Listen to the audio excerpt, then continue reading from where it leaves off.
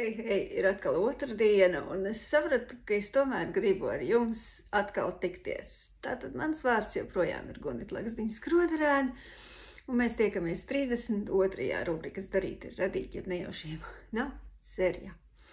Paldies katram, kurš pēc iepriekšējās sērijas atrakstīja man privātu ziņu ar jautājumu, kas noticis, vai viss labi, kā tev palīdzēt. Un tajā brīdī es sajūtu jūsu mīlestību un rūpes un nejūtos vairs viena plašajā pasaulē ar to, kas ir noticis ar mani. Īsti nezinu, kas tas bija, bet es vairākas dienas pavadīju gultā, jo man visa pasaule griezās burtiski kā karuselī, spiediens lēkāja, bija slikta duša.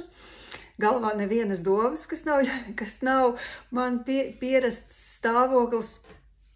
Šobrīd ir jau daudz labāk, vai pasaule vairs negriežas, domas ir atgriezušās, tiesa vēl pa naktīm neguļu kvalitatīvi.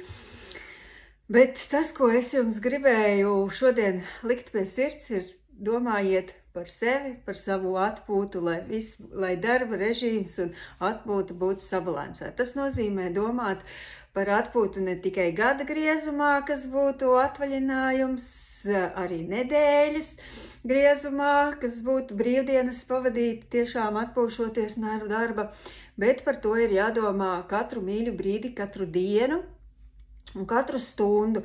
Tas nozīmē klausīt fizioterapeitu ieteikumus, sevišķi sēdošā darba darītājiem, ja tu pavadi pie datora pusstundu, 45 minūtes, tad pēc tam obligāti 10-15 minūtes ir jāpieceļas, jāizkustās.